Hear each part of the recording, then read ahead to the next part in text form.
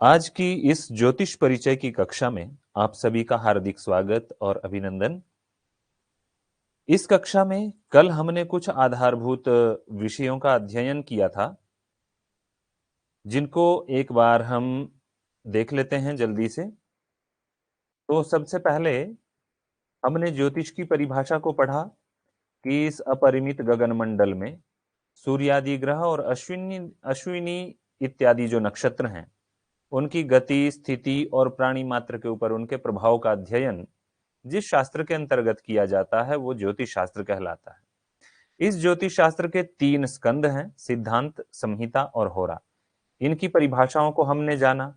इसके पश्चात जो है हमने जाना कि वेदों की प्रवृत्ति जो है वो यज्ञ करने के लिए हुई थी। अब यज्ञ निश्चित समय पर होते हैं, उनका एक काल निर्धारित होता है। कुछ दिन में किए जाते हैं, कुछ रात्रि में, कुछ प्रातः काल में, कुछ सायंकाल में। तो उस काल का निर्देश जो है वो ज्योतिष शास्त्र करता है। इसलिए ज्योतिष शास्त्र को काल विधान शास्त्र कहते हैं, और जो ज्योतिष शास्त्र को जानता है वो यज्ञ को अच्छी प्रकार से जान पाता है या कर पाता है। ज्योतिष शास्त्र का प्रथम जो स्वतंत्र ग्रंथ है वो है वेदांग ज्योतिष। ये आचार्य लगध के द्वारा प्रणीत है।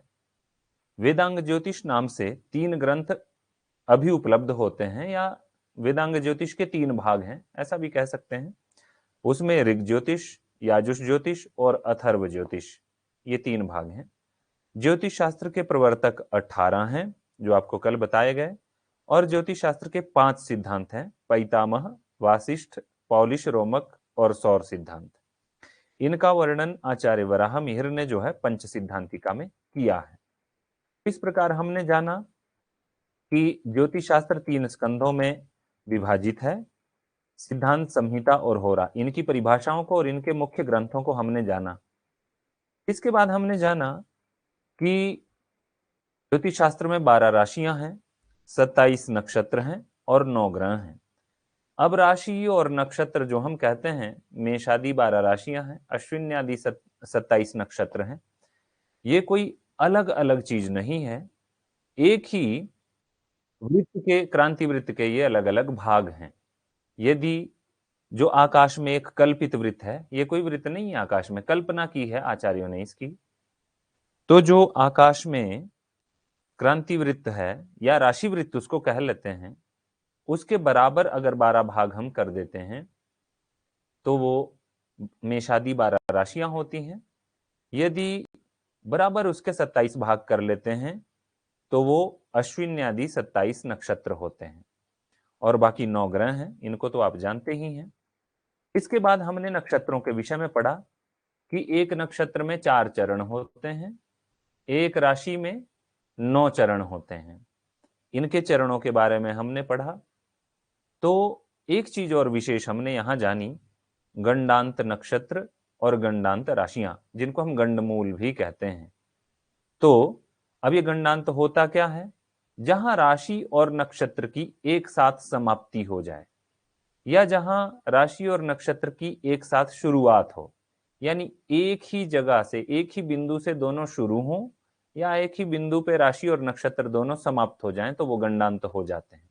इस प्रकार आश्लेषा मघा, ज्येष्ठा मूला, रेवती और अश्विनी, ये 6 नक्षत्र जो हैं गंडांत संज्ञक हैं। इसी प्रकार राशियां भी कर्क सिंह, वृश्चिक धनु, मीन और मेष, ये राशियां गंडांत संज्ञक हैं। इसमें जो पूर्व गंडांत होता है, मतलब जो पहली गंडांत है, जैसे आश्लेषा नक्षत्र है और कर्क राशि है, तो इसकी अंतिम 2 घड़ियां, और जो बाद के नक्षत्र राशि है जैसे मघा नक्षत्र और सिंह राशि, इसकी शुरू की 2 घड़ियां गंडांत होती हैं। इसी प्रकार ज्येष्ठा और मूला, रेवती और अश्विनी का भी जानना चाहिए। इस प्रकार आगे हमने जाना कि किस प्रकार 9 चरण होते हैं राशियों के, जैसे अश्विनी के 4 चरण, भरणी के 4 चरण और कृत्तिका का 1 चरण मिलकर के मेष राशि कहलाता है। इसी प्रकार आगे भी नक्षत्रों के चरणों को 9 चरण गिन करके उनको राशियों की संज्ञा दी गई है। अब जो है इसके बाद हमने जाना कि जो हमारे 27 नक्षत्र हैं, जिनकी अभिजीत मिलाकर के 28 वो हो जाते हैं, उनके कुछ देवता हैं, स्वामी हैं। कौन कौन है, तो उसके विषय में हमने कल पढ़ लिया। और अंत के जो 5 नक्षत्र हैं धनिष्ठा से लेकर के, धनिष्ठा, शतभिषा, पूर्व भाद्रपद, उत्तरा भाद्रपद और रेवती, ये अंतिम जो 5 नक्षत्र हैं ये पंचक नक्षत्र कहलाते हैं। इसके बाद हम इस विषय पर पहुंचे थे कि नक्षत्रों की कुछ संज्ञाएं हैं, चर, स्थिर या चर ध्रुव, मतलब स्थिर ध्रुव, चर चल, मिश्र साधारण, क्षिप्र लघु, मृदु मैत्र, तीक्ष्ण दारुण इत्यादि कुछ संज्ञाएं हैं जिनको हमें जानना है। तो सबसे पहले स्थिर संज्ञक नक्षत्र कौन से हैं, तो ये विषय हमने कल पढ़े हैं। यदि इसमें इसमें आपको कोई समस्या हो तो हम इसके ऊपर कक्षा के बाद में जो है वो चर्चा कर सकते हैं। आप अपने प्रश्नों को अभी अपने पास लिख लीजिए, कोई समस्या हो तो हम इसके ऊपर निश्चित रूप से बाद में जो है चर्चा करेंगे। अभी आज जो है, अब हम शुरू करते हैं आज जो हमको विषय पढ़ना है। तो नक्षत्रों की जो संज्ञाएं हैं, पहला उनका विभाजन जो है वो है ध्रुव और स्थिर नक्षत्र। ध्रुव और स्थिर नक्षत्र कौन कौन से हैं? देखिए, एक तो वार हैं, जैसे रविवार, सोमवार, मंगलवार, बुधवार, क्रम से इनकी संज्ञा क्या है? रविवार है ध्रुव या स्थिर वार। चंद्र या सोमवार क्या है? चर या चल वार। मंगलवार उग्र या क्रूर वार है। बुध मिश्र या साधारण वार है। और गुरुवार क्षिप्र या लघु वार है। शुक्र जो है मृदु या मैत्र वार है।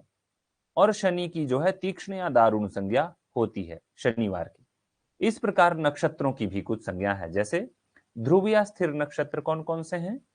उत्तरा त्रयरोहिण्यो भास्करश्च ध्रुवम स्थिरम, यानी कि उत्तरा फाल्गुनी, उत्तरात्रय, तीनों उत्तरा, जिन नक्षत्रों में उत्तरा शब्द लगा है वो तीनों, यानी कि उत्तरा फाल्गुनी, उत्तराषाढ़ा और उत्तरा भाद्रपद और रोहिणी, और इनके साथ साथ रविवार, ये ध्रुव अथवा स्थिर संज्ञक होते हैं। अब चर और चल संज्ञक कौन से हैं? स्वात्यादित्ये श्रुते त्रीणी चंद्रश्चापी चरम चलम, अर्थात स्वाति, आदित्य, आदित्य जो है पुनर्वसु के स्वामी हैं, तो पुनर्वसु, श्रुते त्रीणी यानी श्रवण से 3 नक्षत्र, श्रवण, धनिष्ठा, शतभिषा और सोमवार, ये चर या चल संज्ञक हैं। इसके बाद उग्र या क्रूर संज्ञक कौन कौन से नक्षत्र हैं?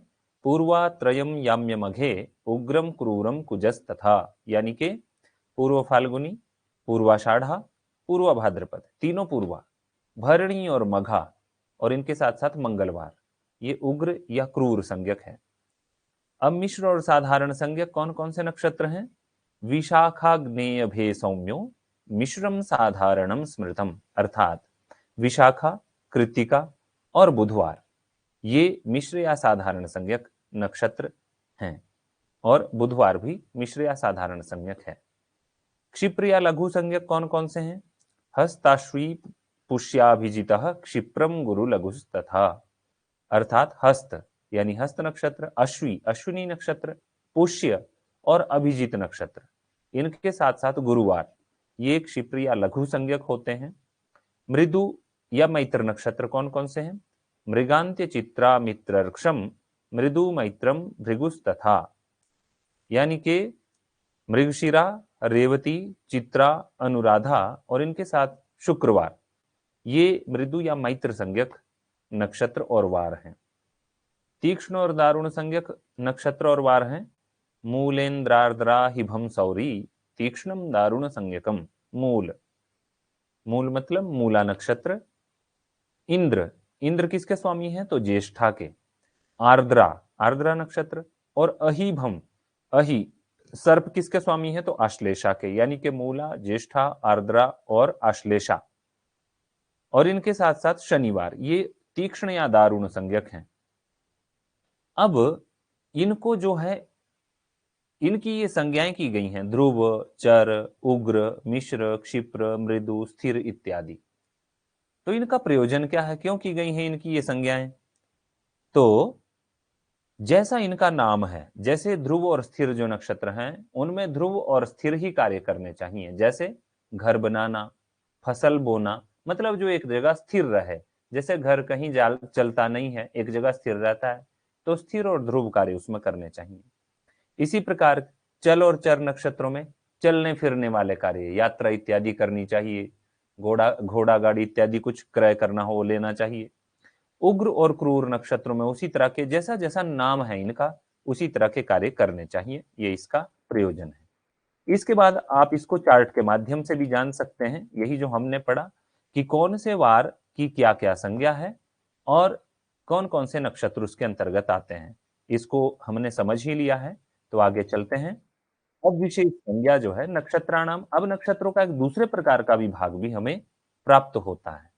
दूसरा विभाग कौन सा है, तो इसको अगर हम देखते हैं तो अंधाक्ष, अंध, मंद, मध्य और सुलोचन, या तो ये चार संज्ञाएं हैं या फिर अंधाक्ष, मंदाक्ष, मध्याक्ष और सुलोचन, ये चार संज्ञाएं नक्षत्रों की होती हैं।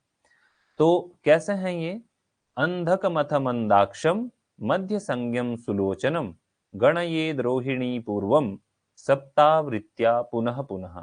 अर्थात पहले अंधक, फिर मंदाक्ष, फिर मध्य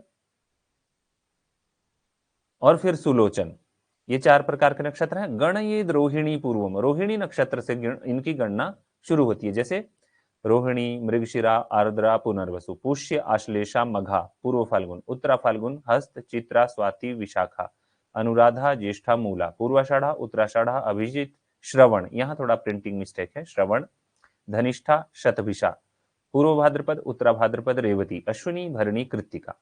तो यानी कि अंधाक्ष नक्षत्र हैं रोहिणी, पुष्य, उत्तरा फाल्गुन, विशाखा, पूर्वाषाढ़ा, धनिष्ठा, रेवती। मंदाक्ष हैं मृगशिरा, आश्लेषा, हस्त, अनुराधा, उत्तराषाढ़ा, शतभिषा, अश्विनी। इसी प्रकार यहाँ मध्याक्ष नक्षत्र हैं और सुलोचन नक्षत्र हैं।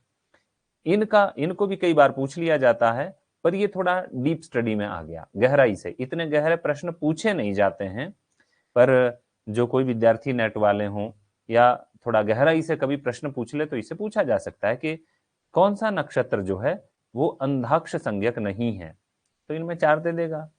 वैसे ये थोड़ा डीप प्रश्न है, कम पूछे जाते हैं इस तरह के प्रश्न। तो ये किस लिए हैं, इनका विभाग का प्रयोजन क्या है, जब कोई वस्तु गुम हो जाती है, जो कोई चोरी कर लेता है, तो यदि अंधाक्ष नक्षत्रों में गुम होती है तो वो शीघ्र ही गुम हुई वस्तु मिल जाती है, वो मिल जाती है। मंदाक्ष में कोई वस्तु अगर चोरी होती है, गुम होती है आपकी, तो प्रयत्न करने पर मिलती है, आप उसको अच्छे से ढूंढेंगे, खोजबीन करेंगे, रिपोर्ट लिखाएंगे तब मिलेगी, नहीं तो नहीं मिलेगी। मध्याक्ष में जो है वो इन नक्षत्रों में अगर कोई वस्तु चोरी होती है तो वो दूर से ही सुनाई देगा कि वहां पर है, उसके पास है, पर आपको मिलेगी नहीं। और सुलोचन में अगर कोई वस्तु गुम होती है तो वो जो है वो ना सुनाई देगी और ना ही आपको मिलेगी। इस प्रकार अंधाक्ष में यदि कोई वस्तु, अंध नक्षत्र में अगर कोई वस्तु चोरी होती है, गुम होती है, तो पूर्व दिशा में गई होती है, पूर्व दिशा की ओर चुरा करके व्यक्ति उसको ले जाता है। मंदाक्ष में दक्षिण की ओर, मध्याक्ष में पश्चिम की ओर और सुलोचन में उत्तर की ओर वस्तु चोरी होकर के जाती है। ये इनका प्रयोजन है, इससे जाना जाता है। तो नीचे यही श्लोक में इसका अर्थ है श्लोकों का भी, इसको आप देख सकते हैं। इसके बाद अब नक्षत्रों के विषय में हमने क्या क्या पढ़ा, विशेष बातें वो हम देख लेते हैं। तो नक्षरति गच्छति इति नक्षत्रम, ये नक्षत्र शब्द की व्युत्पत्ति है। नक्षत्र कहते किसको हैं, तो नक्षरति अर्थात गच्छति, जो चलता नहीं है वो नक्षत्र है, मतलब नक्षत्र को स्थिर माना जाता है। वैसे तो इस ब्रह्मांड में कोई भी वस्तु स्थिर नहीं है, सभी कुछ चलायमान है, परंतु नक्षत्रों की गति ये हमसे इतने दूर हैं कि इनकी गति महसूस ही नहीं होती है, दिखाई ही नहीं देती है, इसलिए इनको नक्षरति गच्छति अर्थात जो स्थिर माना गया है व्यवहारिक दृष्टि से। वैसे ये चलायमान है किंतु दिखाई नहीं देते, इसलिए इनको स्थिर कह दिया गया है। नक्षत्र 27 हैं, किंतु अभिजित को मिलाकर के ये 28 हो जाते हैं। नक्षत्र में 4 चरण होते हैं। नक्षत्र का मान, जैसे एक राशि में 30 अंश होते हैं, 30 डिग्री, और 12 राशियां हैं तो 12 राशियों में 12 गुणा 30 360 डिग्री होते हैं, तभी एक वृत्त में 360 डिग्री होते हैं। तो नक्षत्र का मान जो है, इसी प्रकार जैसे राशि का मान 30 डिग्री होता है, 30 अंश होता है, एक नक्षत्र का मान जो है वो 13 अंश 20 कला होता है। गंडांत नक्षत्र जो है हमने पढ़ लिए हैं, रेवती, अश्विनी, आश्लेषा, मघा, ज्येष्ठा, मूला, ये हैं। पंचक नक्षत्र कौन से हैं? अंतिम 5 नक्षत्र, धनिष्ठा, शतभिषा, पूर्व भाद्रपद, उत्तरा भाद्रपद, रेवती।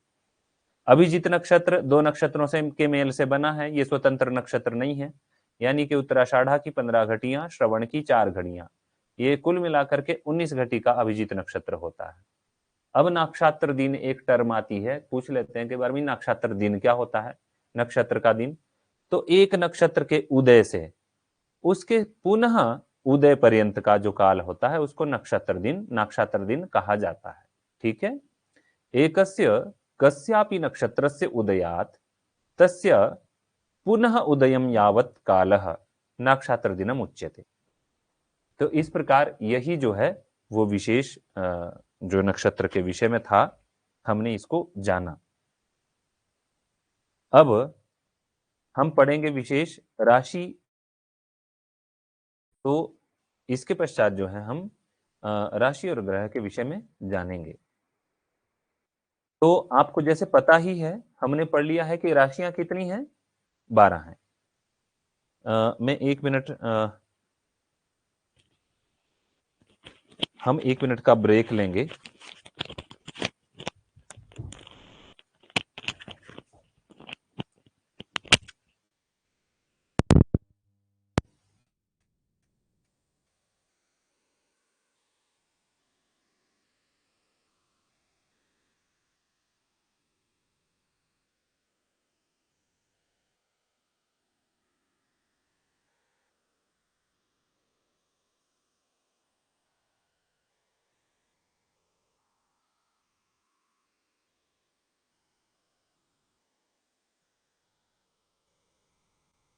तो मुझे लगता है आप मुझे सुन पा रहे हैं फिर से। क्या मेरी आवाज आ रही है? एक बार आप बताएंगे मैसेज में, तो हम आगे का विषय शुरू करते हैं।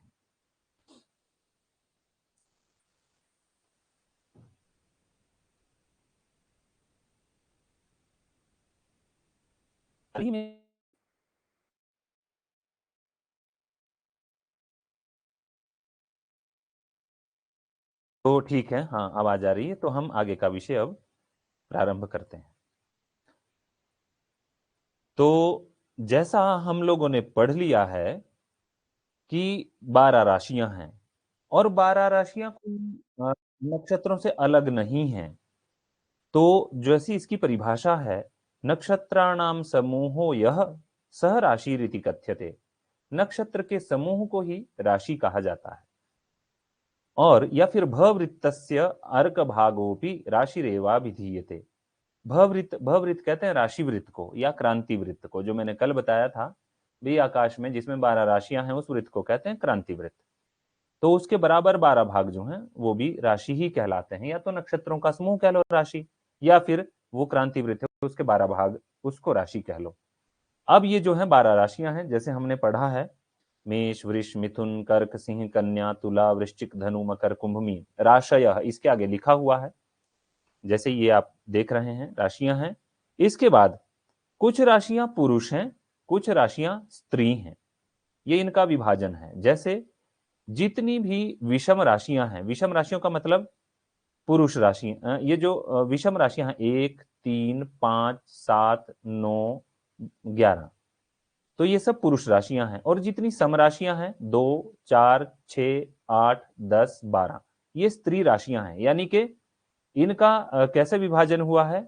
पुरुष स्त्री, पुंस स्त्री, पुंस स्त्री, पुंस स्त्री, पुंस स्त्री, पुंस स्त्री, यानी कि पुरुष स्त्री, पुरुष स्त्री। मेष राशि पुरुष, वृष राशि स्त्री, मिथुन राशि पुरुष, कर्क राशि स्त्री। इस प्रकार जितनी विषम राशियां हैं वो पुरुष राशियां हैं, जितनी सम राशियां हैं वो स्त्री राशियां हैं। इसके बाद क्रूर और अक्रूर राशियां, यानी इसमें से कुछ राशियां हैं क्रूर जो कठोर हैं, कुछ राशियां हैं अक्रूर। अक्रूर का अर्थ होता है सौम्य, सॉफ्ट होती हैं, जो जिनका बड़ा सौम्य व्यवहार होता है।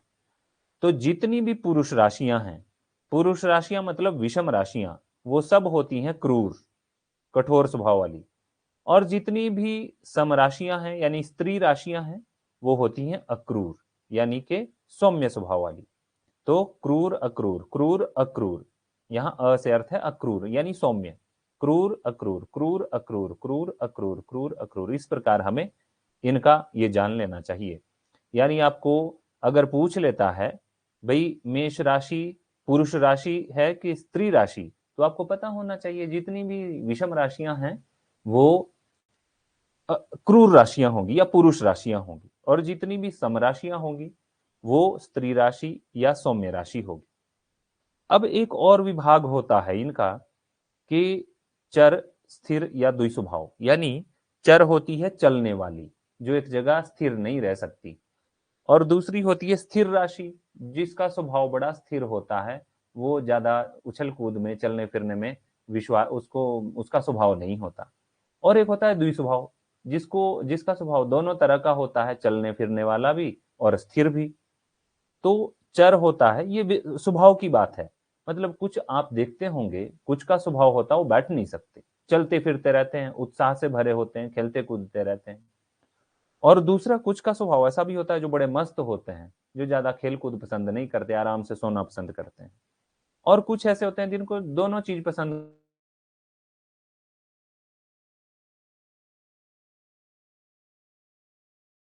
सो भी उसका है, वो अपना चलते फिरते भी हैं, खेलते भी रहते हैं। तो अभी जो है वो कैसे इनका ये विभाग है, इसके बारे में हम इसमें जानेंगे। जैसे मेष राशि चर, वृष राशि स्थिर, मिथुन राशि द्विस्वभाव, कर्क राशि चर, सिंह राशि स्थिर, कन्या राशि द्विस्वभाव। यानी कि चर स्थिर द्विस्वभाव, चर स्थिर द्विस्वभाव, चर स्थिर द्विस्वभाव और चर स्थिर द्विस्वभाव, इस प्रकार राशियों का चर स्थिर द्विस्वभाव इत्यादि क्रम से विभाजन है। ऐसे स्वभाव होते हैं राशि के, मतलब जिसकी मेष राशि होती है वो उत्साह से भरा हुआ, चलने फिरने का शौकीन, एक जगह बैठता नहीं है मतलब। और वृष राशि में जो उत्पन्न होता है वो एक जगह पर रहना, मस्ती में रहना, ज्यादा उछल कूद नहीं करना, स्थिर स्वभाव का होता है मतलब। और मिथुन राशि में उत्पन्न हुआ जातक जो है वो दोनों स्वभाव उसमें होते हैं। इसके बाद होता है दिशाएं, किस राशि की कौन सी दिशा होती है। तो इसमें अगर आप देखेंगे जो हमारी दिशाएं हैं, पूर्व पश्चिम उत्तर दक्षिण, इसमें यदि हम क्लॉकवाइज चलते हैं, यानी सबसे पहले ऊपर यदि हम पूर्व दिशा मानते हैं तो पूर्व राइट साइड में, दक्षिण नीचे की ओर पश्चिम, और बाईं तरफ उत्तर, यानी कि पूर्व दक्षिण पश्चिम उत्तर, पूर्व दक्षिण पश्चिम उत्तर, इस प्रकार से राशियों की दिशाएं हैं। यानी मेष की पूर्व, वृष की दक्षिण, मिथुन की पश्चिम, कर्क की उत्तर, सिंह की फिर से पूर्व पूर्व दिशा, कन्या की दक्षिण, तुला की पश्चिम और वृश्चिक की उत्तर दिशा होती है। धनु की फिर पूर्व, मकर की दक्षिण, कुंभ की पश्चिम, मीन की उत्तर दिशा होती है। तो मुझे लगता है समझ में आ रहा होगा।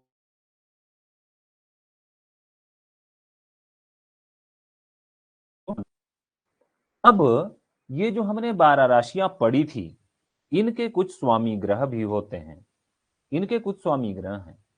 जैसे हर राशि का कोई ना कोई ग्रह स्वामी निर्धारित है, हमारे आचार्यों ने बताया है।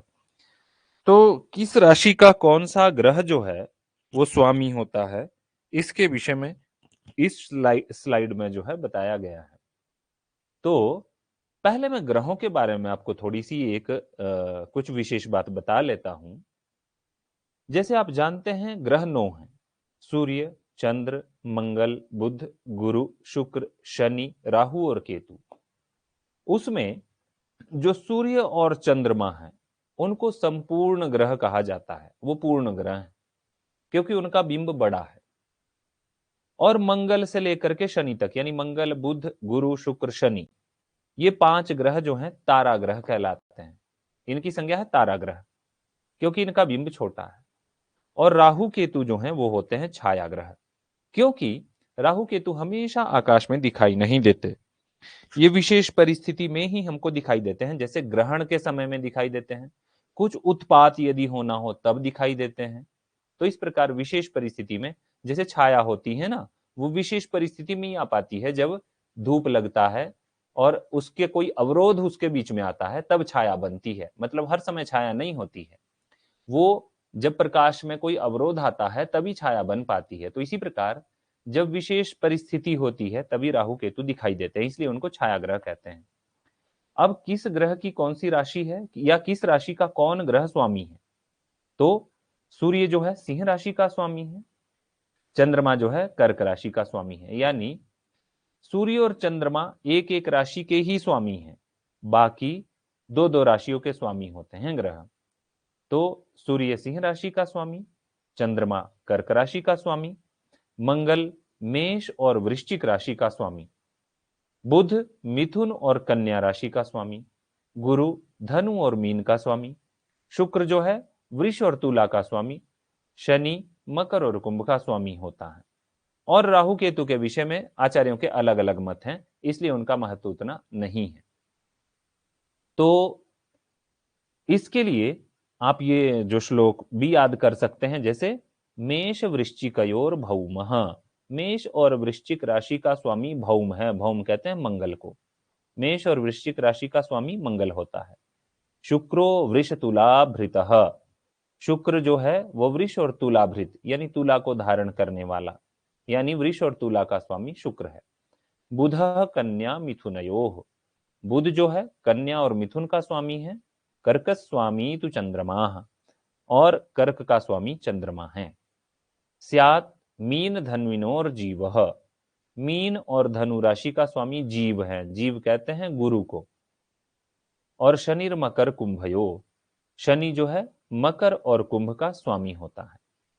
और सिंहस्याधिपति ही सूर्य, और सिंह का अधिपति जो है वो सूर्य है। कथितो गणकोत्तमई, ऐसा उत्तम गणकों ने कहा है, ऐसा उत्तम गणक कहते हैं ज्योतिषी को, ऐसा उत्तम श्रेष्ठ ज्योतिषियों ने ऐसा कहा है। तो आपकी जो परीक्षा की दृष्टि से ये बहुत महत्वपूर्ण है। ये निश्चित रूप से पूछा जाता है कि शनि किन राशियों का स्वामी है, या इस राशि का स्वामी कौन होता है, वृश्चिक राशि का स्वामी कौन है। तो यदि आपको ये पता है तभी आप लिख पाएंगे। तो अब आगे चलते हैं। इसके बाद आता है दूसरी चीज जो है ग्रहों की उच्च नीच राशियां, यानी कौन सा ग्रह जो है वो किस राशि में उच्च होता है। अब उच्च क्या होता है? उच्च एक स्थिति है, जिस स्थिति में जाने पर ग्रह परम शक्तिशाली हो जाता है, या मतलब वो पावरफुल हो जाता है, मोस्ट पावरफुल, सबसे ज्यादा शक्तिशाली जहां जिस स्थिति में वो होता है, जिस राशि में जाने पर, जितने डिग्री पर जाने पर वो वहां उच्च का कहलाता है, परमोच्च का। और जहां पर जाने पर वो सबसे निर्बल हो जाता है, शक्तिहीन हो जाता है, वो होता है नीच राशि। तो इस प्रकार से अब हम इनको जानेंगे भी, कौन सा ग्रह किस राशि में जाने पर उच्च होता है और किस राशि में नीच होता है। तो सबसे पहले जो है आप यहां देख रहे हैं, पहले हम दूसरा चार्ट देख लेते हैं, नीचे वाला। इसमें लिखा हुआ है ग्रह कि ग्रह कौन कौन से हैं। तो सूर्य, चंद्र, मंगल, बुध, गुरु, शुक्र, शनि, राहु और केतु, ये जो हैं 9 ग्रह हैं। इसमें सूर्य किस राशि में उच्च होता है? तो मेष में। चंद्रमा किस में उच्च में होता है? वृष राशि में। मंगल मकर राशि में, बुध कन्या राशि में, गुरु कर्क राशि में, कर्कट भी कहते हैं कर्क राशि को, तो कर्क राशि में। शुक्र जो है मीन राशि में, और शनि तुला राशि में उच्च होता है। राहु केतु के उच्च के संबंध में आचार्यों में मतभेद है, इसलिए उसको नहीं लिखा गया है।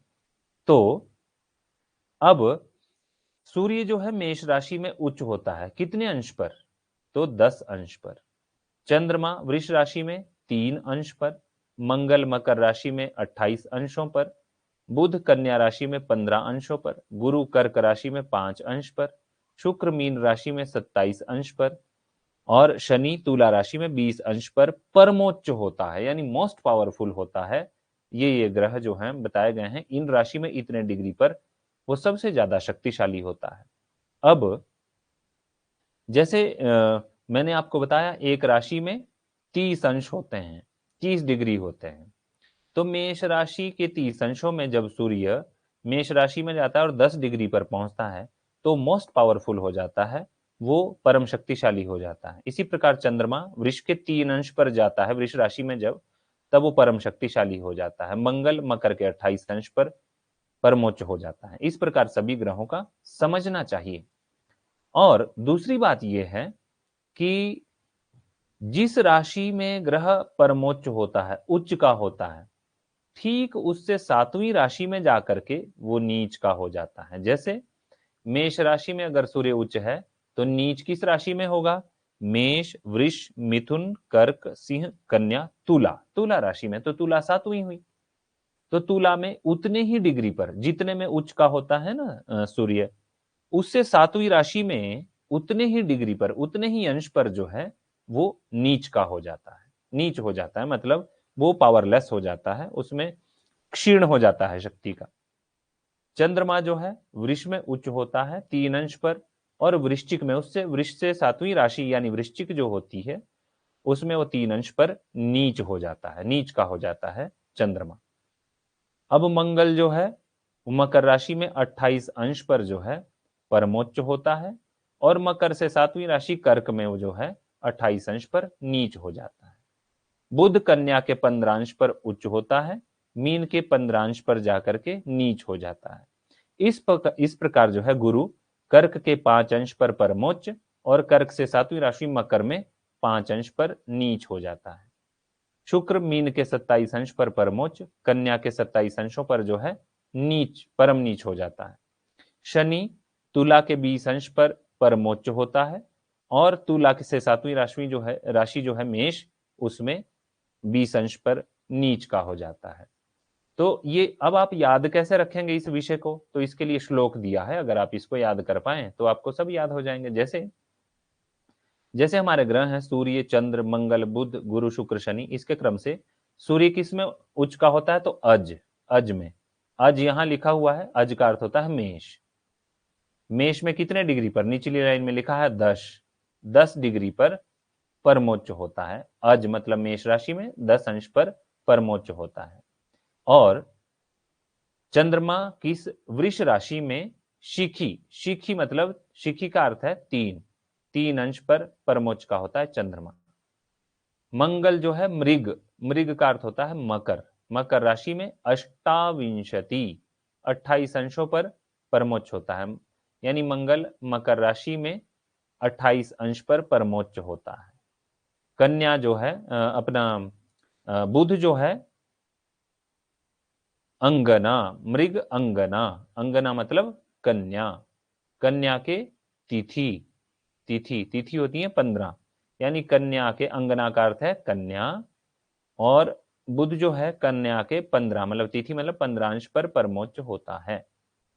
और अब गुरु जो है मीन, कर्की, कर्की मतलब कर्क राशि में इंद्रिय, इंद्रिय लिखा है, इंद्रिय मतलब 5 डिग्री पर, 5 अंशों पर, यानी कि गुरु कर्क राशि में 5 अंशों पर परमोच्च होता है। और शुक्र जो है वो मीन, मीन राशि में त्रिनव, त्रि का अर्थ है 3, नव का अर्थ है 9, तो 3 बीच में कुछ संकेत नहीं है इसलिए गुणा हो जाएगा, 3 गुणा 9 27। शुक्र मीन के 27 अंश पर जो है वो परमोच्च होता है। और शनि जो है वणिजांश, वणिज कहते हैं तुला को, वणिज, क्योंकि वणिज कहते हैं बनिया को, तो बनिया मतलब उसका प्रमुख जो जो टूल है जिसके माध्यम से वो काम करता है वो तुला होती है, तकड़ी। तो तुला में जो है शनि जो है वो वणिज मतलब तुला में विंशेषु 20 अंशों पर जो है परमोच्च होता है। अंश अंशकेशु यानी निर्दिष्ट अंशेशु इनादि उच्चाह, इनादि, इन कहते हैं सूर्य को, सूर्य की एक संज्ञा इन भी है, इसलिए इनादि उच्चाह, इनादि अर्थात सूर्यादि ग्रहाः उच्चाः भवन्ति, इन इन अंशों पर और इन इन राशियों में सूर्यादि ग्रह परमोच्च होते हैं। और इनसे ठीक जहां पर उच्च का होता है ग्रह, उससे ठीक 7वीं राशि में जाने पर वो नीच का हो जाता है। तो इस प्रकार ये परीक्षा की दृष्टि से बहुत महत्वपूर्ण है।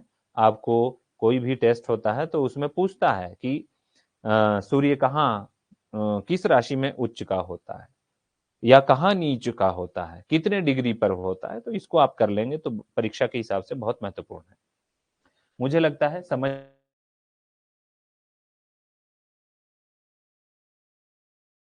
हमको ग्रहाणाम राशि भोग कालः, मतलब आपको जैसे पता होगा आकाश में निरंतर जो ये ग्रह हैं, सूर्य आदि ग्रह, वो घूम रहे हैं, वो घूम रहे हैं। तो अब वो कितने समय में एक राशि को भोग करते हैं, एक राशि को पार करते हैं, मतलब एक राशि को भोगने में या एक राशि को क्रॉस करने में उनको कितना टाइम लगता है वो, तो इसको हम जानेंगे। सूर्य को एक राशि भोग में, यानी ऊपर है ग्रह लिखे हुए, ग्रह सभी ग्रहों के नाम हैं, नीचे है राशि भोग काल, उनको कितना समय लगता है एक राशि को भोगने में। तो सूर्य को लगता है 1 मास, चंद्रमा को लगता है 2.25 या 2.5 दिन, मंगल को लगता है 45 दिन, बुध को लगते हैं 21 दिन, गुरु को लगते हैं 13 मास, 13 महीने, यानी 1 वर्ष 1 महीना, शुक्र को 27 दिन, शनि को 2.5 साल 2.5 वर्ष, और राहु को और केतु को 1.5 1.5 वर्ष में ये एक राशि पार करते हैं या भोग करते हैं। तो अब आपको याद कैसे रहेगा, इसलिए श्लोक भी लिखा हुआ है, आप चाहें तो याद कर सकते हैं। सप्तविंशति शुक्रः स्याद्, शुक्रः सप्तविंशति दिनेषु राशिभोगं करोति, एकविंशद् बुधस्तथा, तथा बुधः एकविंशद् दिनेषु राशिभोगं करोति।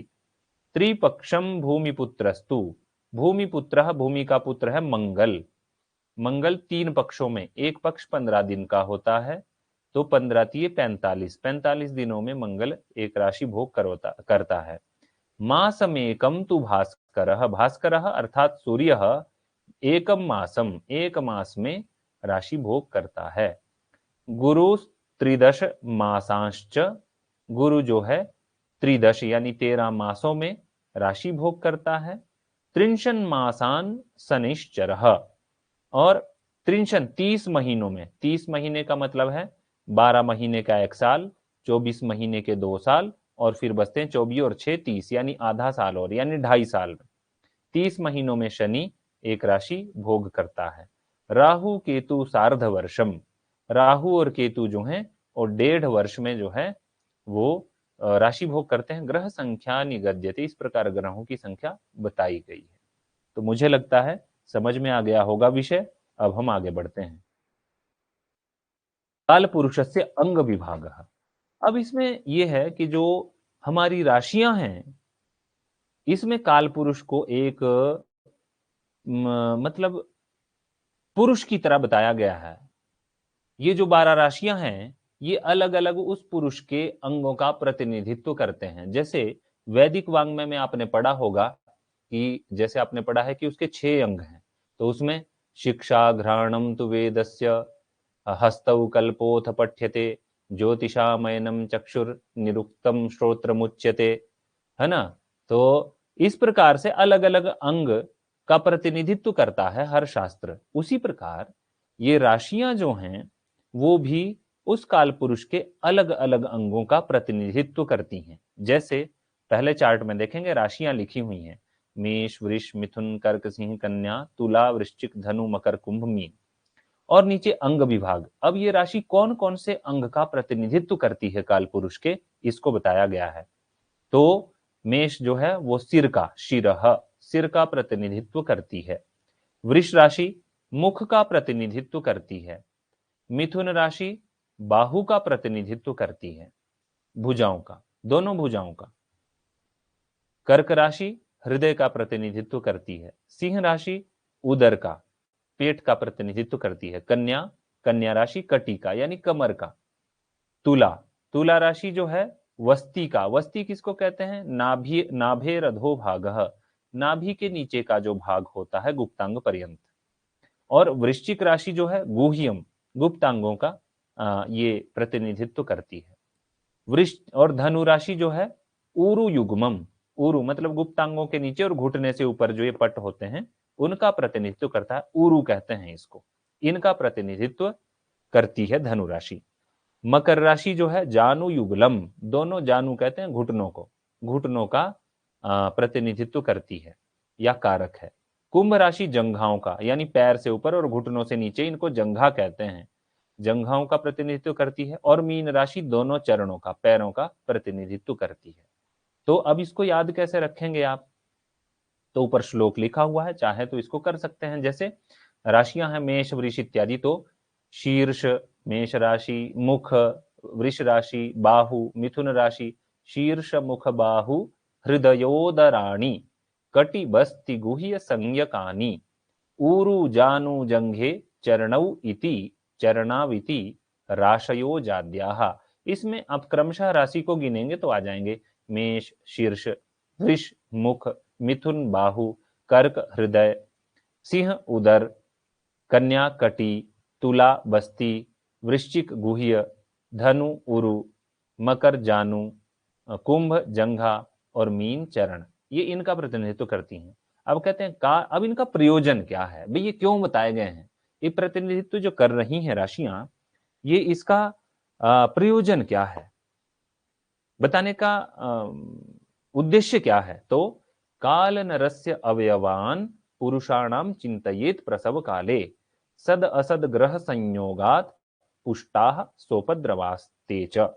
कहते हैं कि काल नरस्य अवयवान, ये जो काल पुरुष के अवयव हैं जो भी अलग अलग बांटे गए हैं, पुरुषाणाम चिंतयेत प्रसव काले, प्रसव काल में यानी जन्म समय में पुरुषों के इन अवयवों का विचार करना चाहिए। कैसे?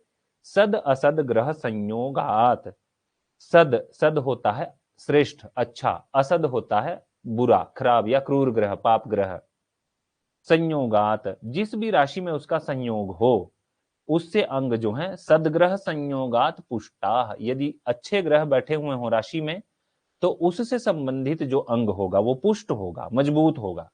और असह ग्रह संयोगात उपद्रवास्ते च, और यदि अशुभ ग्रह का संयोग राशि में है तो उस अंग में उपद्रव होगा।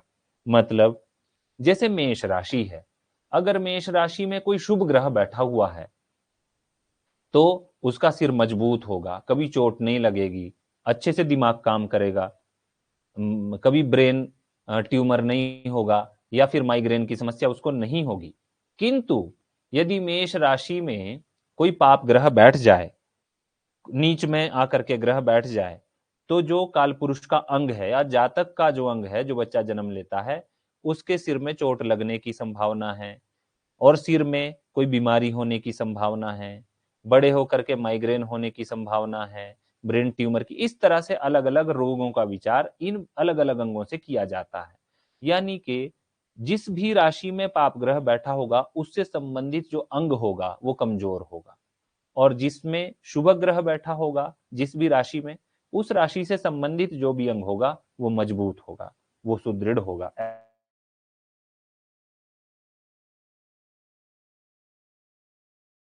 आत्मादि विभाग और राजत्वादि विभाग। सबसे पहले आत्मादि विभाग हम पढ़ लेते हैं। क्या कि दो तरह से विभाग किया गया है ग्रहों का। जैसे आत्मा कौन है, मन कौन है, बल कौन है, वाणी कौन है, ज्ञान सुख, ये सभी ग्रहों को बांटा गया है, ये कारक होते हैं। जैसे आप चार्ट में देख रहे हैं कि ऊपर लिखे हुए हैं ग्रह सूर्य चंद्र मंगल बुध गुरु शुक्र शनि, इसमें नीचे है कौन ग्रह किस वस्तु का कारक है। तो सूर्य जो है वो आत्मा का कारक है, चंद्रमा चित्त का कारक है मन का, मंगल बल का कारक है, बुध वाणी का कारक है, गुरु ज्ञान और सुख का कारक है, शुक्र मद मतलब वासनाओं का काम का कारक है, और शनि दुख का कारक है। यानी कि अब मान लो चंद्रमा किसी का मजबूत है तो वो उसका जो मजबूत निश्चय करने वाला होगा वो दिल से चित्त से मतलब बहुत सुदृढ़ होगा, दृढ़ निश्चयी होगा, वो फैसले लेने में बड़ा पारंगत होगा। इसी तरह यदि चंद्रमा कहीं नीच स्थान में बैठ जाए, अशुभ ग्रहों के साथ बैठ जाए, पाप ग्रहों के बीच में आ जाए, तो वो उसका कमजोर दिल वाला होगा, हार्ट अटैक की भी समस्या हो सकती है, और निर्णय लेने में वो बहुत सक्षम नहीं होगा, इस तरह विचार किया जाता है। मंगल जिसका पाप ग्रहों के साथ बैठ जाए तो वो उसका बल, उसमें क्षीण बल होगा, बल नहीं होगा अधिक। शुभ ग्रहों के साथ बैठे तो वो जातक बलशाली होता है। इसी प्रकार से बुध वाणी का कारक होता है। यदि बुध उच्च में बैठ जाए या शुभ ग्रहों के साथ बैठ जाए, अच्छे भावों में बैठ जाए, तो वो जो है मधुर वाणी वाला होता है, अपनी वाणी से सबको अट्रैक्ट करता है, आकर्षित करता है। किंतु यदि बुध नीच में चला जाए, पाप ग्रहों के साथ बैठ जाए, तो बड़ी तीखी वाणी वाला, कर्कश वाणी वाला और ऐसी बात बोलने वाला होता है कि सबको दुख ही देता है। तो इस प्रकार इसका विचार किया जाता है। तो आप श्लोक के माध्यम से इसको याद भी कर सकते हैं, जैसे आत्मा रविः, आत्मा कौन है? सूर्य। शीतकरस्तु चेतः, चेतः मतलब चित्त कौन है? शीतकरः, जो ठंडी किरणों वाला होता है, यानी चंद्रमा। सत्वम धराजः, धरा मतलब पृथ्वी का जो पुत्र है, जह मतलब पुत्र, पृथ्वी का पुत्र कौन है? मंगल, वो सत्व है, बल का कारक है। शशि जोथ वाणी, शशि जह, शशि मतलब चंद्रमा का, जह मतलब पुत्र कौन है? बुध, बुध जो है वाणी का कारक है। ज्ञानम सुख च, ज्ञानम सुखम च इंद्र गुरु, इंद्र का जो गुरु है यानी देवताओं का गुरु बृहस्पति, वो जो है ज्ञान और सुख का कारक है। और मदश्च शुक्र, शुक्र जो है मद का कारक है, वासनाओं का कारक है। और शनि ही काल नरस्य दुखम, शनि जो है काल पुरुष के दुख का कारण है। इसके बाद जो है काल पुरुष का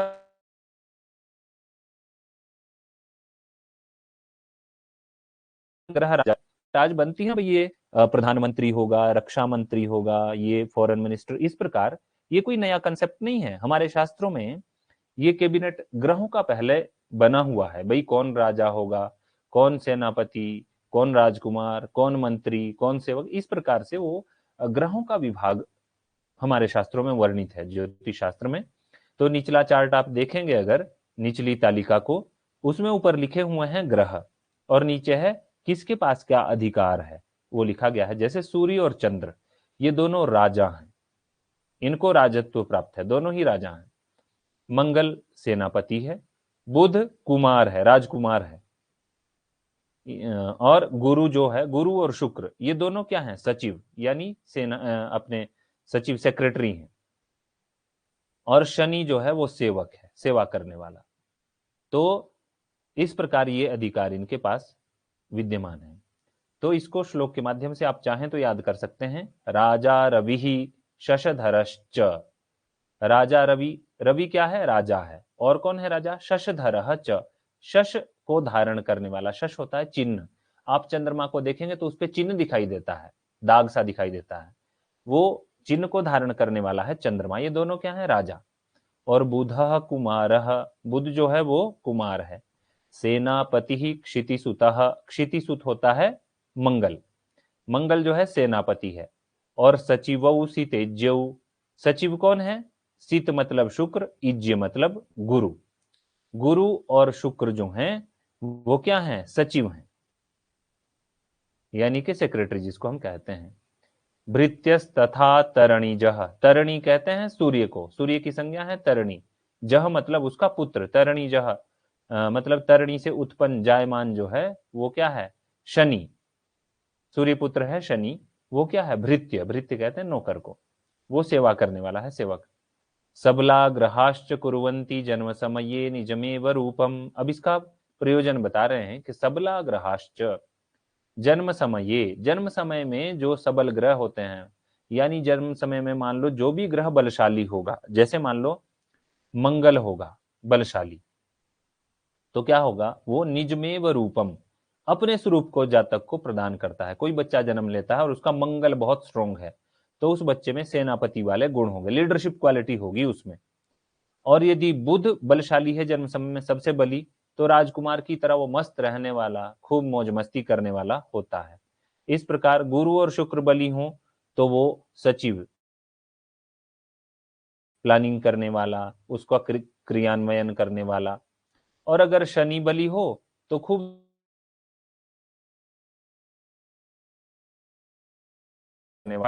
बलवान हो, दोनों में से कोई भी, तो राजा की तरह जीवन व्यतीत करने वाले गुण उसमें विद्यमान होते हैं। इस प्रकार आप, मुझे लगता है आपको विषय समझ में आ गया होगा। इसके बाद जो है ग्रहों की नैसर्गिक मैत्री।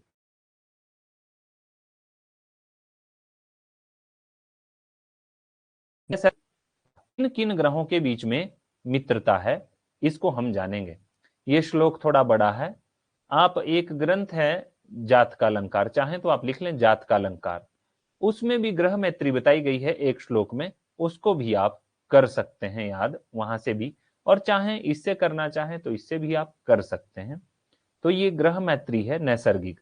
तो जैसे यहां भी आप तालिका में देखेंगे, सबसे ऊपर लिखे हुए हैं ग्रह सूर्य चंद्र मंगल बुध गुरु शुक्र शनि, नीचे हैं मित्र। देखो इस संसार में तीन तरह के लोग पाए जाते हैं, जो या तो कुछ हमारे मित्र होते हैं जिनसे हमको बड़ा लगाव होता है, दूसरे होते हैं हमारे शत्रु, जिनको देखने से ही हमको चिढ़ आती है या हमारे से जो शत्रुता रखते हैं।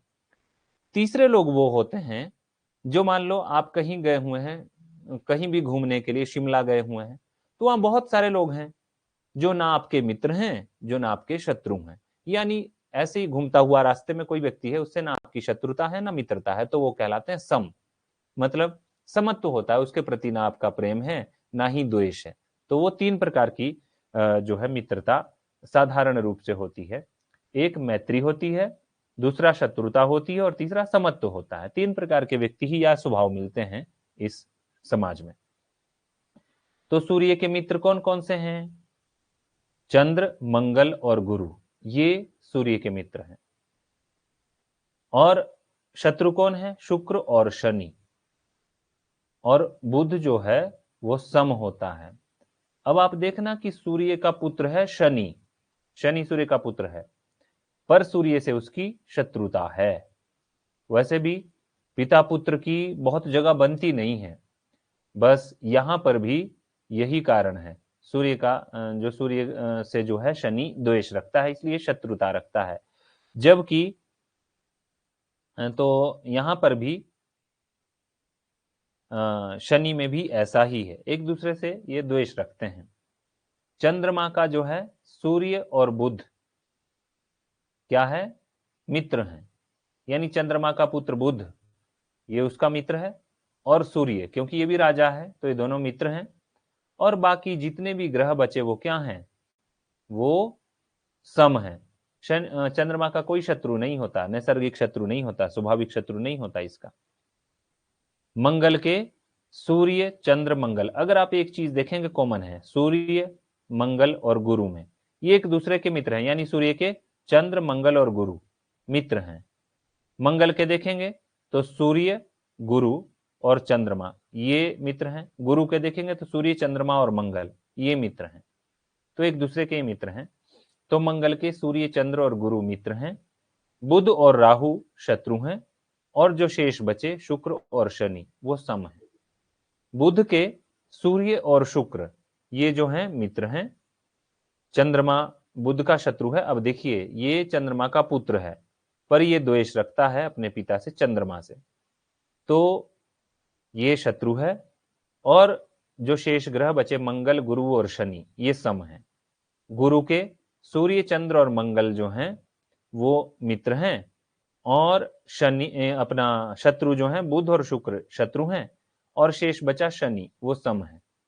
शुक्र के बुध और शनि मित्र हैं, सूर्य और चंद्रमा शत्रु हैं, और जो शेष बचे मंगल और गुरु वो सम है। शनि के बुध और शुक्र मित्र हैं, और सूर्य चंद्र मंगल शत्रु हैं, और जो गुरु हैं वो शनि का सम होता है। इस प्रकार आपको नैसर्गिक मैत्री देखनी चाहिए। इसमें बताया हुआ है, थोड़ा श्लोक बड़ा है, आप याद कर पाए तो ठीक है, नहीं तो बृहद जातक में आपको मिल पाएगा ये, वहां से आप इसको कर सकते हैं। जैसे शत्रु मंदसितौ समश्च शशिजो मित्राणि शेषा रवे, रवे मतलब सूर्य के, मंदसितौ मंद कहते हैं शनि को, सित कहते हैं शुक्र को, ये शत्रु हैं। शशिजः समश्च,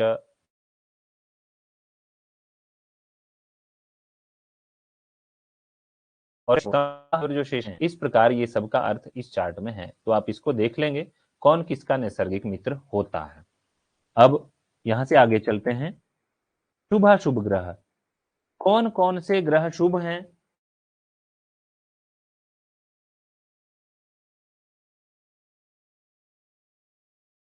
अशुभ है। हम थोड़ा-सा यहाँ पर मुझे लगता है कक्षा काफ़ी लंबी हो गई है, हमें थोड़ा-सा यहाँ ब्रेक लेना चाहिए। अभी हम 2 मिनट का ब्रेक लेंगे और उसके बाद फिर से कक्षा हम शुरू करेंगे। यदि तब तक आप लोगों का कोई भी प्रश्न हो, तो आप पूछ सकते हैं। फिर 2 मिनट के बाद हम इसी विषय को पुनः आरंभ करते हैं। आप यहाँ पर चैट बॉक्स में अपना प्रश्न लिख सकते हैं या बोल सकते हैं, जैसा भी आप चाहें।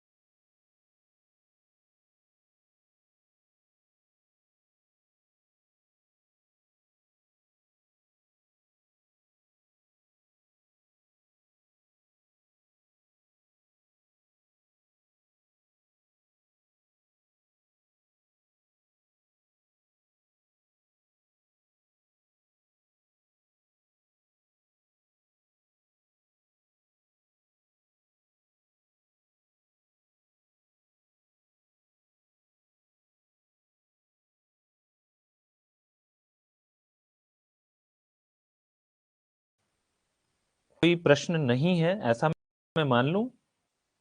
एक बात मैं आपसे जानना चाहता हूँ, क्या आपको विषय समझ में आ रहा है? या थोड़ा जल्दी हो रहा है विषय? सब स्पष्ट हो पा रहा है या नहीं? कृपया आप ये बताएँगे मुझे तो आगे फिर हम विषय शुरू करते हैं।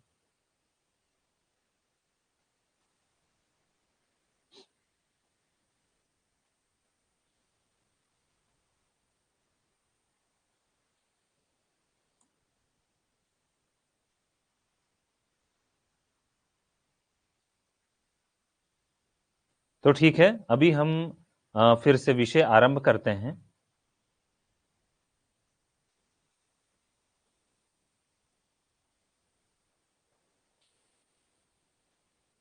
हाँ, अब हम जैसे हमने जाना कि हमारे 9 ग्रह हैं, उसमें शुभ ग्रह कौन से हैं और अशुभ कौन से हैं, इसको हम जान लेते हैं। तो जैसा आप देख रहे हैं, यहाँ लिखा गया है शुभ ग्रहाः अशुभ ग्रहाः। शुभ ग्रह कौन से हैं? तो सबसे पहले है गुरु, बृहस्पति, वो शुभ ग्रह है। उसके बाद शुक्र, बली चंद्रमा यानी बलवान चंद्रमा और बुध, ये शुभ ग्रह हैं। और अशुभ ग्रह कौन से हैं? शनि, सूर्य, राहु, केतु, मंगल, क्रूर ग्रह से युक्त बुध और क्षीण चंद्रमा। यानी बुध शुभ ग्रह भी है, पर अगर वो क्रूर ग्रह के साथ या पाप ग्रह के साथ बैठ जाए कहीं किसी भी राशि में, तो वो भी पाप हो जाता है, मतलब अपना रंग बदल लेता है। और दूसरा है पाप ग्रह क्षीण चंद्रमा भी आता है। तो अगर चंद्रमा बलवान है तो शुभ हो जाता है, क्षीण है मतलब बल रहित है तो वो अशुभ ग्रह में गिना जाता है, पाप ग्रह गिना जाता है। अब हमको ये जानना है कि क्षीण चंद्रमा कब होता है और बली चंद्रमा कब होता है। तो आप जैसे देखते हैं, हमारे 2 पक्ष हैं, शुक्ल पक्ष और कृष्ण पक्ष। शुक्ल पक्ष कौन सा होता है? जिसमें पूर्ण चंद्रमा दिखाई देता है। कृष्ण पक्ष कौन सा होता है? जिसमें चंद्रमा घटते क्रम में दिखाई देता है और अमावस्या को बिल्कुल नहीं दिखाई देता। यानी कि अंधेरा पक्ष जो है वो कृष्ण, काला पक्ष जो है कृष्ण पक्ष है और चांदनी वाला पक्ष जो है वो शुक्ल पक्ष है। तो उसमें जब हम देखते हैं कि चंद्रमा आधे से ज्यादा है, तब चंद्रमा बली होता है। यानी शुक्ल पक्ष की सप्तमी से लेकर के कृष्ण पक्ष की सप्तमी तक चंद्रमा बली होता है। यानी शुक्ल पक्ष की चंद्रमा सप्तमी को हम देखेंगे तो चंद्रमा आधा होता है। सप्तमी से बढ़ते बढ़ते बढ़ते पूर्णिमा तक वो पूरा हो जाता है, पूर्ण चंद्रमा। और फिर कृष्ण पक्ष की प्रतिपदा से घटना शुरू हो जाता है। सप्तमी तक फिर भी वो आधा दिखाई देता है आकाश में। जैसे ही सप्तमी से नीचे आता है चंद्रमा, उसका बिंब आधे से भी कम हो जाता है, इसलिए दिखना कम हो जाता है बहुत। तब वो क्षीण हो जाता है। यानी कि कृष्ण पक्ष की सप्तमी से वो आधे से कम होने लगता है और अमावस्या में बिल्कुल नहीं दिखाई देता। और फिर शुक्ल पक्ष की प्रतिपदा से थोड़ा थोड़ा बढ़ना शुरू होता है, सप्तमी तक आधे से कम ही रहता है। इसलिए कृष्ण पक्ष की सप्तमी से शुक्ल पक्ष की सप्तमी तक चंद्रमा क्षीण चंद्रमा होता है और वो पाप ग्रह में गिना जाता है। इसी प्रकार शुक्ल पक्ष की सप्तमी से कृष्ण पक्ष की सप्तमी तक चंद्रमा का बिंब जो है आधे से ज्यादा रहता है, उसको शुभ ग्रह में गिना जाता है और वो बलि चंद्रमा होता है। तो इसको आप ऐसे भी याद रखते हैं, जैसे श्लोक लिखा गया है, शन्यर्क राहु केत्वाराः क्रूराः शेषाः शुभग्रहाः क्रूरयुक्तो बुधः क्रूरः क्षीणचंद्रस्तथैव च। अर्थात शनि, अर्क, अर्क मतलब सूर्य, राहु, केतु और आराह, आर कहते हैं मंगल को। यानी शनि, सूर्य, राहु, केतु, मंगल, क्रूराह, ये क्रूर ग्रह होते हैं। शेषा शुभ ग्रह, इनसे शेष जो ग्रह हैं यानी कि गुरु, शुक्र, चंद्रमा, बुध, ये शुभ ग्रह हैं, शुभ ग्रह, शेषा शुभ ग्रह। अब कहते हैं क्रूर युक्तो बुधः क्रूरः, क्रूर ग्रह से युक्त बुध भी क्रूर ग्रह होता है। और क्षीण चंद्रस तथैव च, इसी प्रकार क्षीण चंद्रमा भी पाप ग्रह होता है। तो मुझे लगता है ये बात समझ में आ गई होगी। अब आगे बढ़ते हैं। ग्रहाणाम वर्ण स्वामित्वम, कौन से ग्रह किस वर्ण के हैं। वर्ण जैसे 4 प्रकार के वर्ण हैं, ब्राह्मण, क्षत्रिय, वैश्य, शूद्र, और एक संकर वर्ण भी है।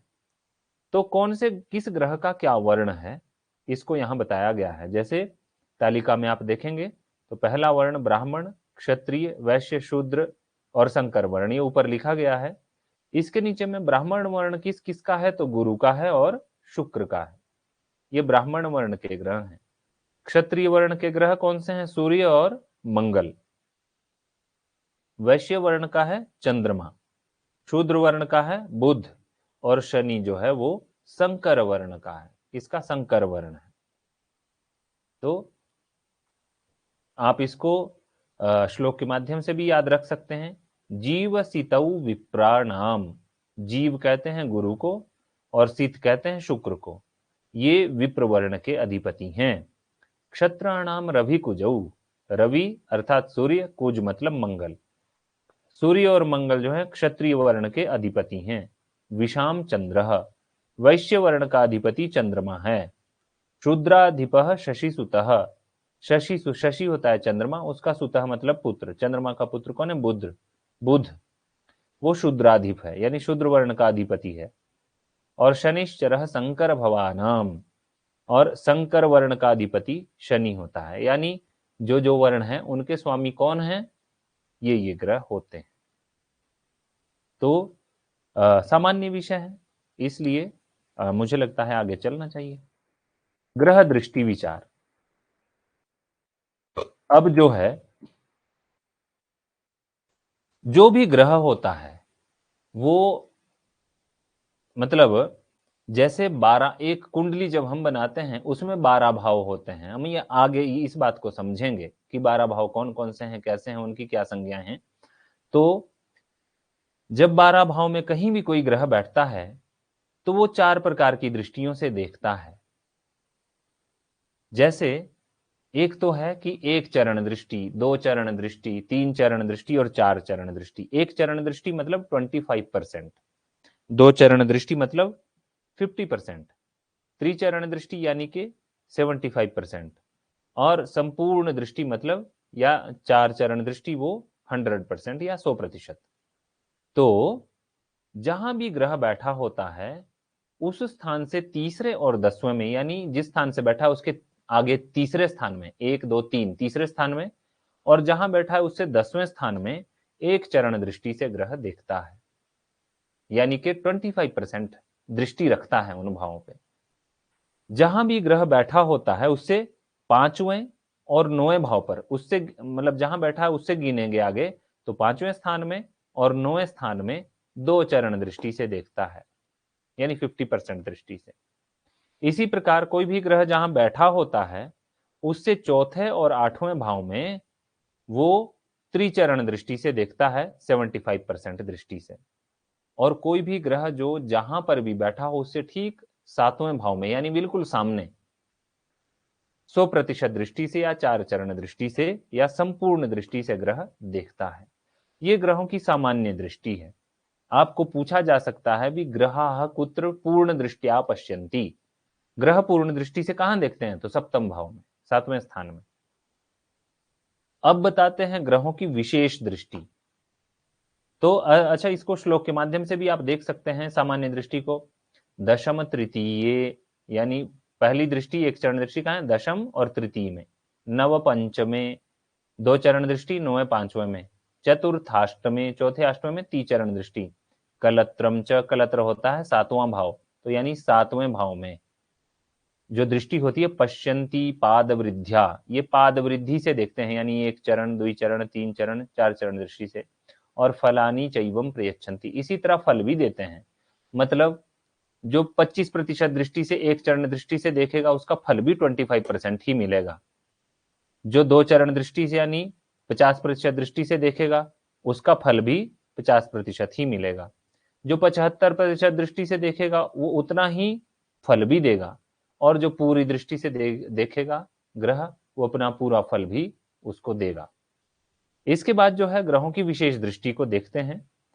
तो शनि जो है, शनि गुरु और मंगल, ये 3 ग्रह विशेष दृष्टि से देखते हैं। इनकी अलग दृष्टि भी है, मतलब सभी ग्रह तो जो सूर्य से लेकर के शनि तक हैं, 7वें ग्रह को वो पूर्ण दृष्टि से देखते हैं, किंतु शनि गुरु और मंगल विशेष रूप से पूर्ण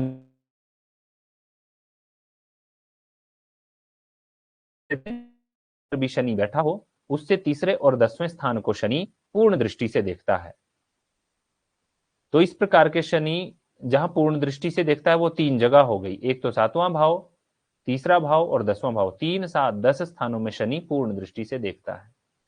गुरु जो है 5वें और 9वें भाव को पूर्ण दृष्टि से देखता है। तो इस प्रकार गुरु भी 3 जगह देखता है पूर्ण दृष्टि से, 5वें 7वें और 9वें भाव में। मंगल जहां बैठा हो उससे चौथे और 8वें भाव में पूर्ण दृष्टि से, विशेष दृष्टि से देखता है, यानी मंगल भी 3 जगह देखता है पूर्ण दृष्टि से, चौथे 7वें और 8वें भाव में। बाकी सभी जितने ग्रह बचे वो केवल सप्तम भाव में ही पूर्ण दृष्टि से देखते हैं। तो श्लोक पढ़ के आप याद रख सकते हैं। पूर्णम पश्यति रविजः तृतीय दशमे, पूर्णम पश्यति यानी पूर्ण दृष्टि से देखता है कौन, रविजः, रवि का पुत्र, तीसरे और 10वें स्थान में। रवि का पुत्र है शनि, वो तीसरे और 10वें स्थान में पूर्ण दृष्टि से देखता है। त्रिकोणम अपि जीवः, जीव मतलब गुरु, त्रिकोण भाव में, त्रिकोण भाव कहते हैं 5वें और 9वें भाव को त्रिकोण भाव भी कहते हैं। तो त्रिकोण भाव में पूर्ण दृष्टि से गुरु देखता है। चतुरस्त्रम भूमि सुतः, भूमि सुतः मंगलः, मंगलः चतुरस्त्रम, चौथे और रस्त्र मतलब 8वें, चौथे और 8वें भाव को पूर्ण दृष्टि से देखता है। और सितार्क बुद्धिमकराः कलत्रम च, बाकी जो ग्रह बचे, सित मतलब शुक्र, अर्क मतलब सूर्य, बुध मतलब बुध, हिमकरः मतलब चंद्रमा, ये कलत्र मतलब सप्तम भाव को पूर्ण दृष्टि से देखते हैं। ठीक है, तो ये ही दृष्टि जो है वो इस प्रकार ग्रहों की साधारण और विशेष दृष्टि बताई गई है। तो मुझे लगता है अब विषय स्पष्ट हो गया होगा। अब इसके बाद जो है ये आता है ग्रहों के पर्याय, किस ग्रह को किस किस नाम से जाना जाता है। ये बड़ा महत्वपूर्ण है आपके पेपर की दृष्टि से, परीक्षा की दृष्टि से। पूछ लेते हैं भाई हेली किस ग्रह की संज्ञा है, तो सूर्य की। तो सूर्य की संज्ञा क्या है, पहले लिखे हुए हैं ग्रह, आप बाद में दी हुई है इनकी संज्ञाएं। जैसे सूर्य की संज्ञाएं कौन कौन सी हैं, हेली, रवि, तीक्ष्णांशु, दिवाकर, भास्कर, तीक्ष्ण रश्मि, भानु, विवस्वान। चंद्रमा की शीत रश्मि, शशांक, तुहिनगुः, मृगांक, शशि, निशाकर, उडुपति, नक्षत्रपति। मंगल की भौम, आर, वक्र, आरो मतलब आरह, आरह ऐसा भी बोलते हैं, क्रूरदृक्, आवनेय, कुजः, लोहितः, भौमः, क्ष्मातनयः। और बुध की वित, ज्ञः, बोधन, इंदुपुत्र, इंदुज, सौम्य, रोहिणीय, चांद्री, मृगांक तनय। बृहस्पति की वाचस्पति, वचसामपति, जीव, गुरु, अंगिरा, ईज्य, सुरगुरु, सूरी, देवपुरोहित, इंद्रमंत्री। शुक्र की सीतः, शुक्राचार्य, भृगु, भृगुसुतः, आस्फुजित, भार्गवः, उसना, दैत्यज्य, असुरगुरुः। शनि की सौरी, सूर्यपुत्रः, असितः, मंदः, कोणः, रविजः, पातंगी, छायासुतः। राहु की तमः, अगुः, असुरः, सिंही का पुत्रः, संहिकेयः, स्वरभानुः, दानवः, अमृतचौरः, विधुनतुदः। और केतु की शिखी। इसके अतिरिक्त भी और संज्ञाएं हो सकती हैं, जहां कहीं मिलती हैं वहां से देख लेनी चाहिए, ये परीक्षा की दृष्टि से महत्वपूर्ण है। इस प्रकार अब और भी कुछ ज्ञातव्य विषय हैं आप लोगों के लिए।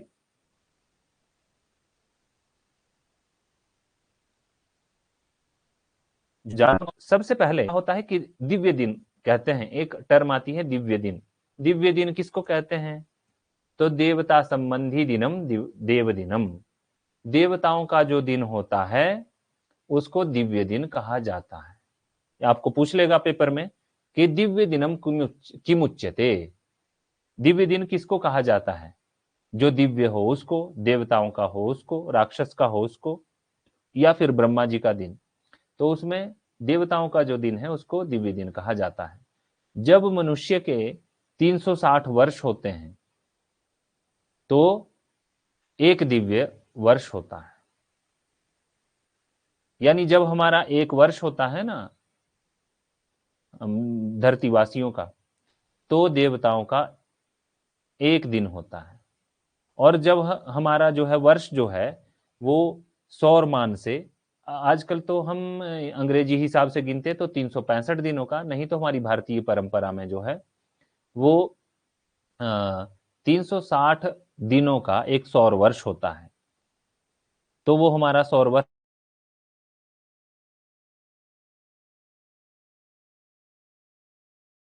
जब हमारे होते हैं तब देवताओं का एक वर्ष होता है।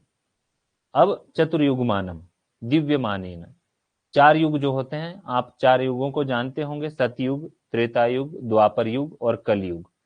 तो चारों युगों का मान कितना है दिव्य मान में? दिव्य मान में मतलब देवताओं के मान में अगर हम जानेंगे तो 12,000 दिव्य वर्षों का एक 4 युगों का मान होता है।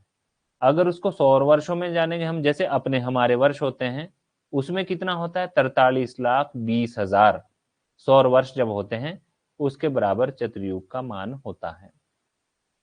कल्प, कल्प किसको कहते हैं? तो कल्प जो है ब्रह्मा जी का दिन होता है, केवल दिन, रात्रि नहीं, अहोरात्र नहीं, केवल दिन ही दिन, उसको कहते हैं कल्प। तो सहस्त्र संख्यक महायुगैः सकल चराचर जीवानां प्रलयकृत कल्पः भवति। सहस्त्र संख्यक 1000 महायुगों का, जब ये महायुग किसको कहते हैं? जब चारों युगों को जोड़ लेते हैं, सतयुग का मान, त्रेता युग का मान, द्वापर का और कलयुग का मान जोड़ लेते हैं, तो उन चारों युगों को मिलाकर के महायुग कह देते हैं। तो यही जो 12,000 ऊपर बताए गए हैं ये महायुग हैं। 12,000 दिव्य वर्षों का एक महायुग होता है, और सौर वर्ष एक महायुग में 43,20,000 होते हैं। वही महायुग जब 1,000 हो जाते हैं तो सकल चराचर जीवानाम, जो पृथ्वी पर सकल चराचर जीव हैं, उनका प्रलयकृत, प्रलय हो जाता है, वो कल्प होता है, उसको कल्प कहते हैं। वो ब्रह्मा जी का दिन है। कल्पः ब्रह्मणः दिनम कथ्यते, कल्प को ब्रह्मा जी का दिन कहा जाता है। यानी कल्पो ब्रह्म महा प्रोक्तम, ये शास्त्र वचन है कि कल्प को ब्रह्मा का दिन कहा गया है। शर्वरी तस्य तावती, उतनी ही उसकी रात्रि भी होती है। और एक कल्प में 14 मनु होते हैं, 14 मनु। अब ये मनु क्या होता है और मनवंतर क्या होता है, तो इसको जानेंगे। मनवंतर युगा नाम सप्तति सईका मनवंतर मिहोच्यते। ये 71 महायुग, जब मैंने आपको बताया भाई चारों युगों को जोड़ लेते हैं जब, तो उसको एक महायुग कहते हैं। एक महायुग में 43,20,000 सौर वर्ष होते हैं। वो महायुग जब 71 होते हैं, 71 महायुग बीत जाते हैं, 71 बार वो जब चारों युग बीत गए, तो एक मनवंतर होता है मनु का जीवन काल। यानी मनु आपने सुने होंगे, इस अभी जो मनु चला है वो है वैवस्वत नाम का मनु। तो 71 महायुगों का एक मनवंतर होता है। मनवंतर क्या होता है? एक मनु का जीवन काल, अर्थात एकस्य मनोह आविर्भाव कालाद अन्य मनोह आविर्भाव कालम यावत कालमानम मनवंतरम उच्यते। एक मनु के आविर्भाव से मतलब पैदा होने से दूसरे मनु के पैदा होने तक यानी उत्पन्न होने तक 71 महायुग के बराबर वो समय होता है, उसको मनवंतर कहते हैं। अब ब्रह्मणः परमायु शतम वर्षाणि वर्तते, ब्रह्मा की परमायु 100 वर्ष होती है। संप्रति ब्रह्मणः आयुषः अर्धम व्यतीतम, अभी ब्रह्मा की आयु का आधा बीत गया है, यानी 50 वर्ष बीत गए हैं और 51वां वर्ष चला है। अब भगण परिभाषा। भगण क्या होता है? भ मतलब राशि, गण मतलब समूह। राशियों के समूह को भगण कहते हैं। तो मैंने जैसे आपको बताया भाई आकाश में एक कल्पित वृत्त है, कौन सा? क्रांति वृत्त। उसके बराबर 12 भाग क्या है? राशियां हैं या नक्षत्रों का समूह राशियां हैं। तो अब क्या है, जैसे आप नीचे श्लोक के नीचे देखेंगे तो ये उनकी गिनती किस प्रकार होती है। जैसे 60वीं कला की एक कला होती है, जैसे 60 सेकंड की एक मिनट होता है ना, वैसे ही शास्त्रों में पहले ये सेकंड, मिनट, घंटा, ये तो अंग्रेजों के जब भारत में आने के बाद ये प्रचलन में आया, नहीं तो उससे पहले हमारा जो व्यवहार चलता था घड़ी पल, घटी पल में चलता था। भाई दिन बीतने भाई कितने समय बचा है सूर्य अस्त होने के लिए? 2 घड़ी बची हैं भाई, बोलते थे हमारे पूर्वज। तो घड़ी पल में, और मान जो है ग्रह नक्षत्रों के हम कला विकला में जाना करते थे। तो इसी तरह से जैसे 60 सेकंड की एक मिनट होती है, वैसे ही 60वीं कला की एक कला, 60 कलाओं का एक अंश। यानी कि जैसे आ, आ, हम बोलते हैं 12 घंटे का एक दिन, वैसे ही 60 कला का एक अंश। और 30 अंश जब होते हैं तो एक राशि हो जाती है, यानी 30 अंशों की एक राशि। मैंने पहले भी बताया आपको, एक राशि में 30 अंश होते हैं। और राशियां कितनी है? 12 राशियां, यानी कि 12 गुणा 30 कितने डिग्री हो गए? 360। उसको कहते हैं एक भगण। भ मतलब राशि, गण मतलब समूह। 12 राशियों का जो समूह है उसको भगण कहते हैं। अतः राशि वृत्ते 360 अंशा भवंती, इसलिए 360 अंश होते हैं, तो इसको ही भगण कहते हैं। अब ऊपर श्लोक में दिया भी है, विकला नाम कला षष्ठ्या तत्ष्ठ्या भाग उच्यते तत्त्रिंशता भवेद राशिर भगणो द्वादशैवते। ये आप व्याख्यान देख चुके हैं। अब आगे चलें।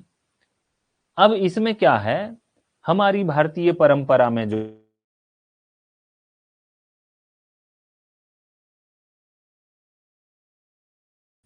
इसमें काल को वो अलग अलग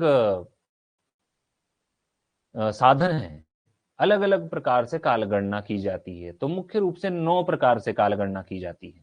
तो जैसे ब्रह्मा का दिन, देवताओं का दिन, पितरों का दिन, प्रजापति यानी मनु का दिन, गुरु का दिन, सूर्य का दिन, सूर्यमान से गणना, चांद्रमान से गणना, सावन मान से गणना, नक्षत्र मान से गणना, इस प्रकार 9 प्रकार से वो काल गणना की जाती है। तो सबसे पहले ब्रह्मा का, जैसे ब्रह्मा का आपको बता दिया है, ब्रह्मण इदम ब्रह्मम कल्पो ब्रह्म प्रोक्तम शर्वरी तस्य तावती। जो एक कल्प होता है वो ब्रह्मा का दिन कहलाता है, उतनी ही उसकी रात्रि होती है।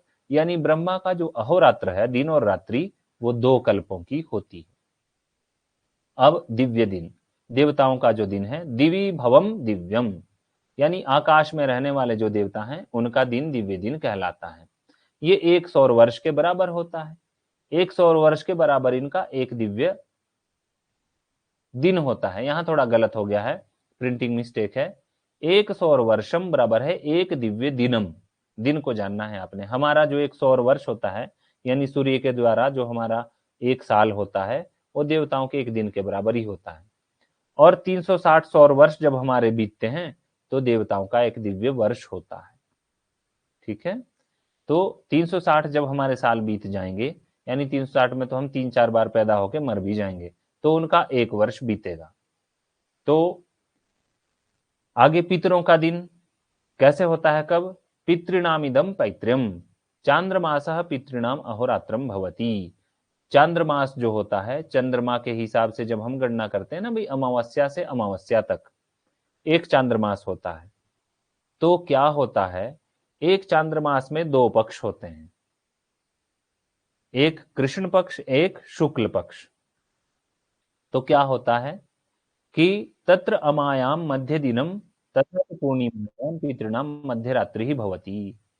जब अमावस्या आती है ना, मतलब जब बिल्कुल अंधेरा होता है, तो देवताओं का मध्य दिन होता है, मध्याह्न होता है उस टाइम। और पूर्णिमा जब आती है तो देवताओं की मध्य रात्रि होती है, उस टाइम उनके लिए आधी रात होती है। यानी कि उनका दिन कहां से शुरू हुआ? कृष्ण पक्ष की 7 जो सप्तमी तिथि होती है उसके आधे भाग से, यानी कृष्ण पक्ष की सप्तमी जब तिथि आधी बीत जाती है तब उनका पितरों का सूर्योदय होता है। और शुक्ल पक्ष की सप्तमी तिथि जब बीतती है तो उनका दिन का अंत होता है, क्योंकि तब चंद्रमा, देखो चंद्रमा तो जो है चंद्रमा के ऊपरी भाग में पितर निवास करते हैं, ऐसा माना जाता है।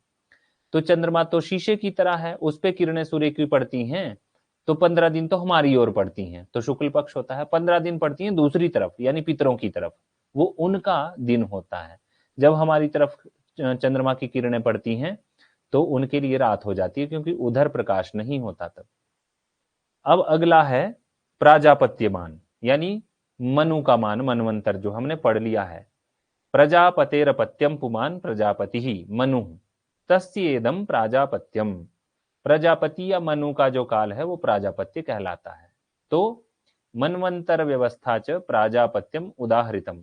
जो मनवंतर व्यवस्था होती है, जैसे मैंने पहले बताया भाई 71 महायुग जब बीतते हैं तो उसको मनवंतर कहते हैं, वो मनु का काल होता है। यानी 71 महायुग पर्यंतम एकः मनवंतरः, अर्थात एकः मनोः कालः भवति। 71 महायुगों तक एक मनवंतर होता है या एक मनु का काल होता है। और एक कल्प में 14 मनु होते हैं, और एक कल्प जो है 1000 महायुगों का होता है, उसको ब्रह्मा का दिन कहते हैं। ये हमने पहले पढ़ लिया है। अब गौरव वर्ष, गौरव वर्ष क्या होता है?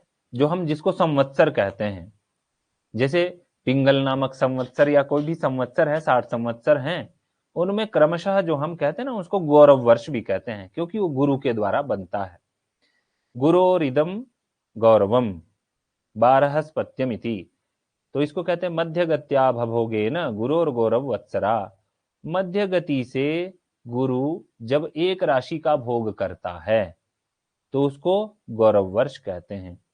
यानी मध्य गत्या गुरोह एक राशि भोग कालः एकम गौरव वर्षम भवति, उसको एक संवत्सर कहते हैं। अपनी मध्य गति के द्वारा जब वो एक